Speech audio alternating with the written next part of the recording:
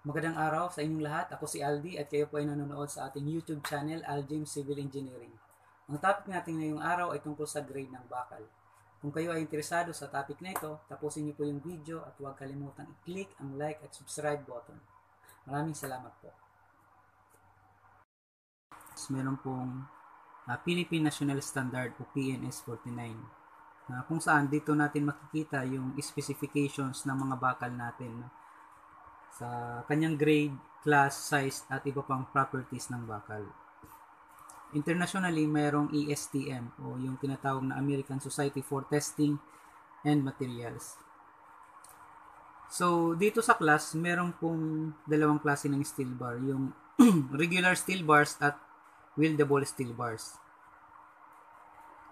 Dito sa ESTM, makikita natin ito yung mga grade sa STM. Grade 33, grade 40, grade 60. Pag sinabing grade 33, ang ibig sabihin nito, ang minimum yield strength niya ay 33,000 PSI. At ganoon din dito sa grade 40, ang ibig sabihin nito, ang minimum yield strength niya ay 40,000 PSI. At kagaya rin dito sa 60.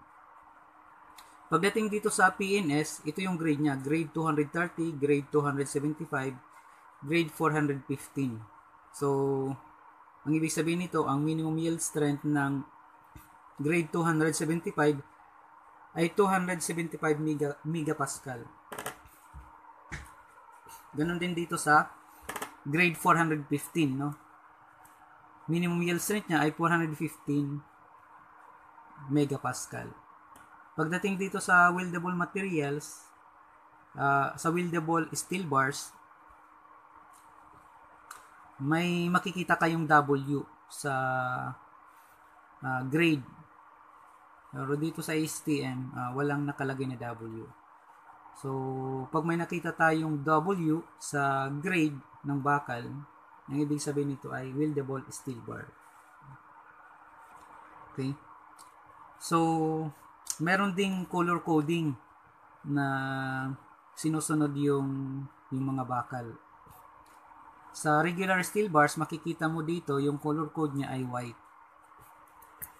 So, ibig sabihin kapag ito yung bakal, makikita mo dito sa magkabilang dulo white. Ang ibig sabihin niyan ay grade 230 na regular na steel bar. Pag makita mong yellow ang magkabilang dulo ng bakal, ang ibig sabihin niyan ay grade 275. At ganoon din dito, no? Sa grade 415. At dito sa weldable steel bars, yung isang dulo ng bakal ay pula. So, kung makita natin na puti at saka pula, ibig sabihin niyan ay grade 230 sa weldable steel bars. At kapag grade 275, so yellow at saka red. So, sa magkabilang dulo, no? Magkaiba yung kulay sa magkabilang dulo ng bakal.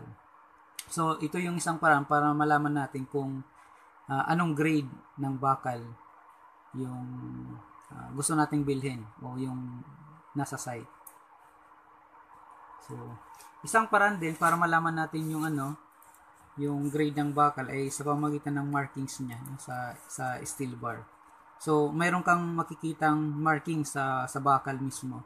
So, dyan nakalagay yung manufacturer's mark, grade, bar size, at pag mayroong W, ibig sabihin ay weldable. Kung walang nakasulat na W, ibig sabihin yun ay regular na steel bar.